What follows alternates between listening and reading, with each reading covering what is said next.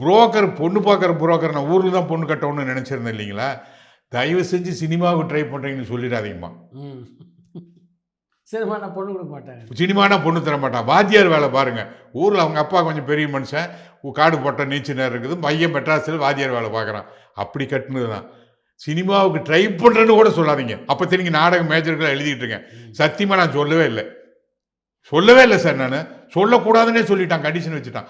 சினிமாவுக்கு நாடகம் எழுதிட்டு இருக்கோம், கதவசனம் பண்ணுறோம்னு சொன்னீங்கன்னா சினிமாவுக்கு பொண்ணால் விட்டுட்டு போயிடுவான்னு நினச்சிடுவாங்கன்னு சொல்லிட்டு நான் அதை சொல்லக்கூட இல்லை. ஸோ அப்படி நான் ஜாக்கிரதை, நான் அதை நானும் கட்டக்கூடாது. எனக்கு சான்ஸ் தேடி வர்றவங்கள சொல்கிற வார்த்தை அது போய் வருத்தப்படுறேன். ஏதோ ஒரு ஜாப் வாங்கிங்க, ட்ரை பண்ணுங்கள். சண்டே கண்டேன்னு ஒரு டைம் எடுத்துக்கிட்டு பல பேர் பாருங்கள், கஷ்டப்படுங்க, முன்னுக்கு வாங்க. ஆனால் இதையே நம்பி வந்தீங்கன்னா என்னைக்கு வரும்னு சொல்ல முடியாது. இப்போ ஒருத்தர் எங்கள் ஊருக்காரர் ஐஏஎஸ் அகாடமி நடத்தினார், இறந்துட்டு உங்களுக்கு ஃபேமஸான சங்கர். எங்கள் ஊருக்காரங்கனால என்னை தேடித்தான் முதல்ல வந்தார். நான் இதையே தான் அவர்கிட்ட சொன்னேன்.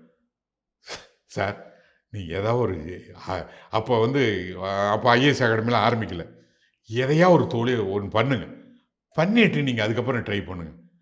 என் பேரில் சலிச்சு போனாரா, கோவப்பட்டு போனாரா, இல்லை உண்மையிலேயே சீரியஸாகவே எடுத்துக்கிட்டு போனாரா தெரியல.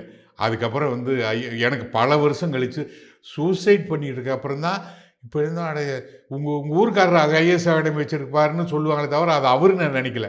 அப்புறம் நான் ஃபோட்டோவை பார்த்ததுக்கப்புறம் தான் அடட இவர் தான், சரி பரவாயில்ல, நம்மளால் ஒரு பெரிய அகாடமி ஏற்படுத்தினார். ஆனால் அவர் வாழ்நாளில் அவர் இன்னொரு உயரத்தை தொட வேண்டிய மிஸ் ஆகிட்டாருன்னு எனக்கு வருத்தம். இப்படி பல பேர்த்துக்கு நான் சொல்கிறது அட்வைஸு, தயவு செஞ்சு உங்கள் பேசிக்கு கரெக்ட் பண்ணிங்க. உங்களால் அப்பா அம்மா கஷ்டப்படக்கூடாது, உங்களை நம்பி வரக்கூடிய மனைவி கஷ்டப்படக்கூடாது.